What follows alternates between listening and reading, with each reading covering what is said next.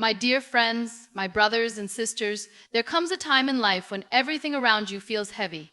The noise in the world becomes louder than the peace inside you. You feel stuck, not because the world is holding you back, but because your own thoughts are weighing you down. And in that moment, one truth becomes very clear: if you don't control your mind, it will control you. Today we're going to talk about how to take control of your mind for a peaceful life. My name is Muniba Mazari, and I'm a motivational speaker. If you're new to my channel, subscribe and start a new journey with me. Here are some key areas we'll address today. Your thoughts are not facts. What you feed grows. Discipline builds. Mental freedom. Emotions are messengers, not masters. Silence is your superpower. And train your mind like you train your body. So don't skip the video. It's going to be an interesting lecture. If you like this content, you can appreciate me with a like, subscribe, and comment. Not every thought that enters your mind deserves your belief.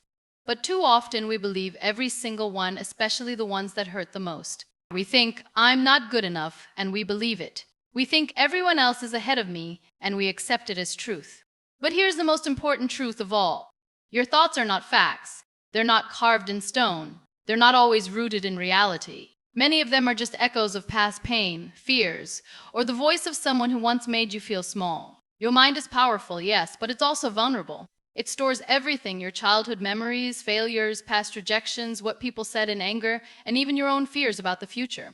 And from that storage, it creates thoughts. But those thoughts aren't always wise. They're often just leftovers from a time when you were hurting, confused, or afraid. You must learn to pause and ask yourself, is this thought helping me or harming me? Is it based on truth, or is it based on fear? This simple act of questioning begins to break the chain. You are not your thoughts. You are the one who notices them. You're the one who can challenge them. And yes, you're the one who can change them. Most people don't realize they're being controlled by false stories in their minds. They walk around carrying shame that doesn't belong to them. They hold on to the belief that they'll never be enough, just because someone once made them feel that way. But you don't have to carry that weight anymore. Once you realize your thoughts aren't the ultimate truth, you take your power back. You become free to choose which ones to believe and which ones to let go. Overcoming this isn't instant, it's a practice. Every time a negative thought pops up, stop and reason with it. Ask yourself, where is this thought coming from? Is this something I would say to someone I love? Because if you wouldn't say it to someone you care about, why say it to yourself? This journey requires patience. But every time you catch a negative thought and replace it with something kinder, something truer, you're rewiring your brain. You're not denying your experiences, you're choosing to rise above them. You're choosing healing over hurt. You're choosing clarity over confusion. And most importantly, you're choosing to see yourself not as broken, but as becoming. Your thoughts will always come and go. But with awareness, compassion, and reasoning, you can stop letting the wrong ones define you. You are not what you think on your worst day. You are who you choose to become, thought by thought. That's where your power begins. Everything you feed your mind, your heart, and your soul grows. It's a simple truth, yet we often forget it in our daily lives.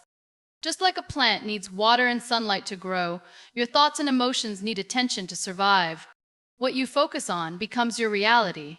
If you constantly feed your mind with fear, negativity, and self-doubt, don't be surprised when your life starts to reflect that. But if you choose to feed your mind with hope, gratitude, and strength, you'll begin to see change, real, lasting change from the inside out. Understanding this truth begins with awareness.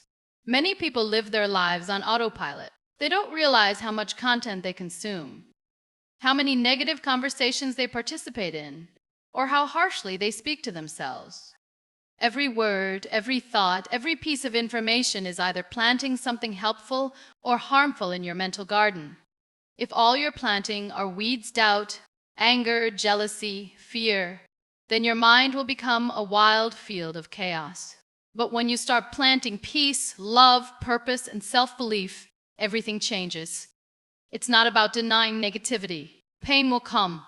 Will you water the pain, replay the failures, and dwell in the failures? Will you allow yourself to feel the emotion and then shift your focus towards something healing, something true?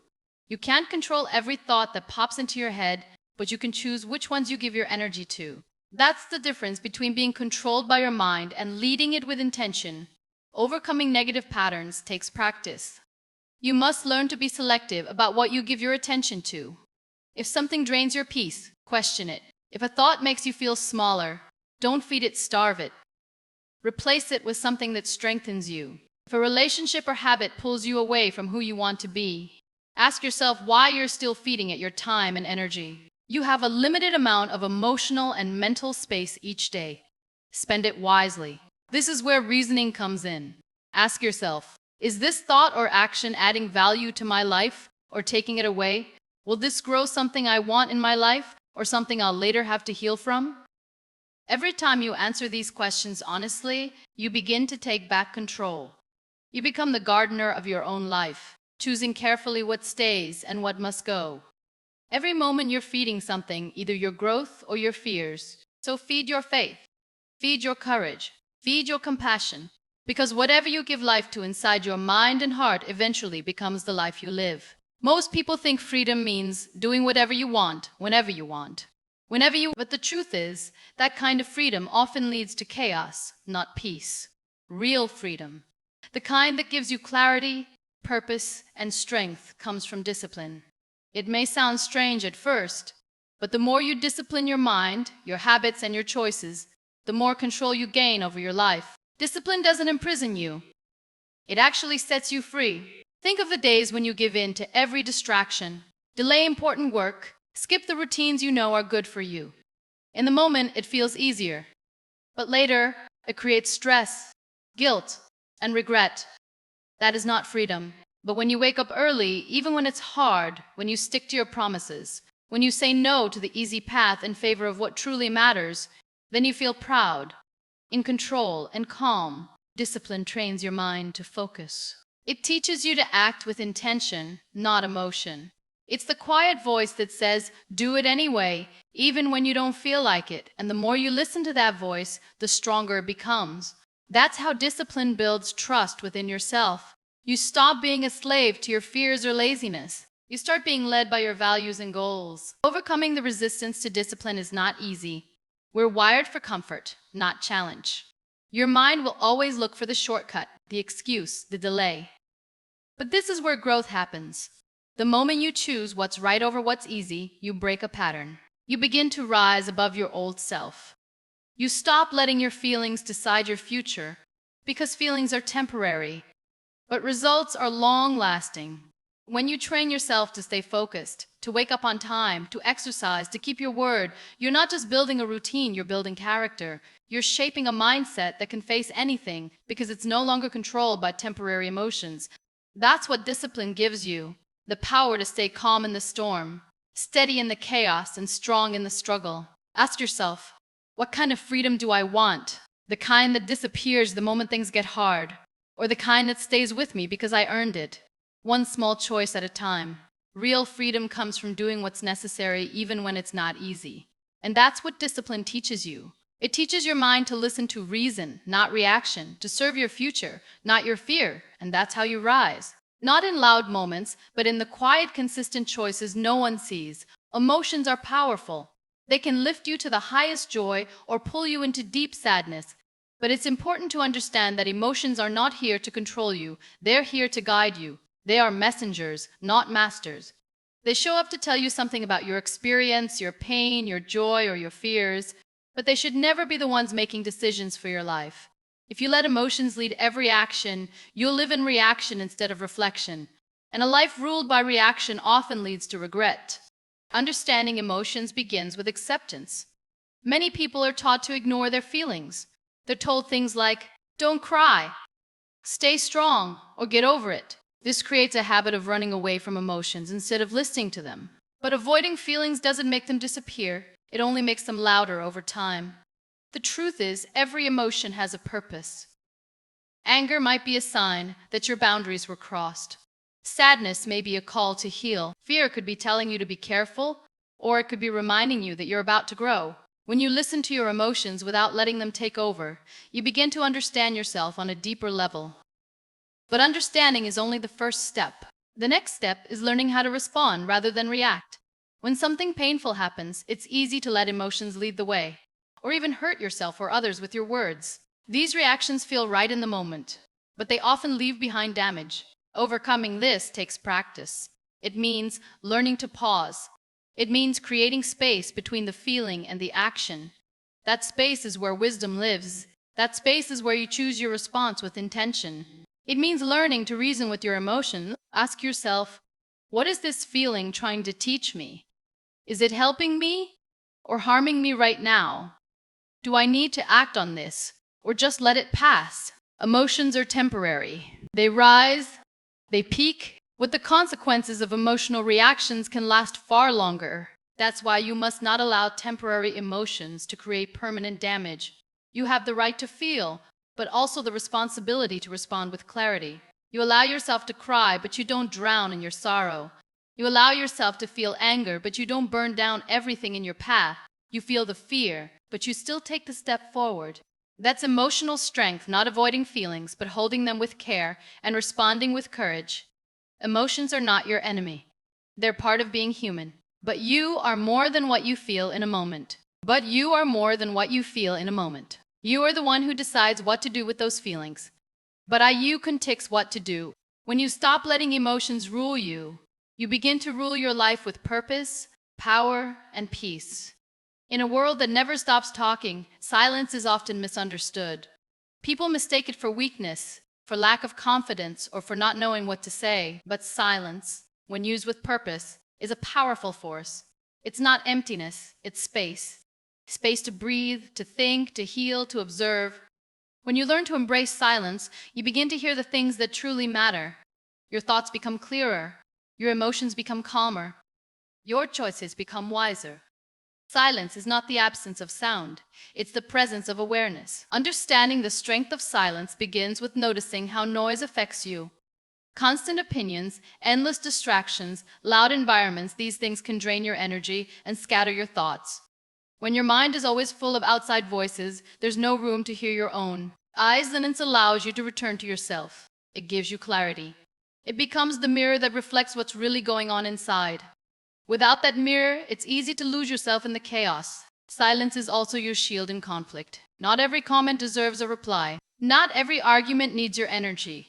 When you choose silence instead of reacting out of anger or ego, you're not surrendering, you're mastering yourself. It takes more strength to stay silent than to say something you'll later regret. Silence shows control, not weakness. It's the choice to respond with wisdom, not with impulse. Overcoming the discomfort of silence is a journey. At first, it may feel awkward. You might feel pressure to fill every quiet moment, to prove yourself, to defend your point. But silence doesn't mean you don't have something to say. It means you're choosing when and how to say it. It means you're giving yourself the time to speak with purpose, not just noise. When you master silence, you begin to act from intention, not reaction. Silence also deepens connection with yourself and others. When you sit with your own silence, you begin to understand your needs, your values, your truth. When you offer silence to others, you give them space to express, to be heard, to be seen without interruption. That's a gift we rarely give in today's fast-paced world. Silence teaches patience, presence, and empathy. It brings depth to your relationships and peace to your soul. Reasoning with silence means asking yourself, is now the time to speak or the time to listen? Am I reacting or responding? Is my silence avoiding something or creating space for something better? These questions turn silence into power. Because silence is not just about holding your tongue, it's about holding your ground. It's about protecting your energy. It's about choosing your words wisely and sometimes not using any words at all. In the quiet moments, you grow. In the silence, you find your strength.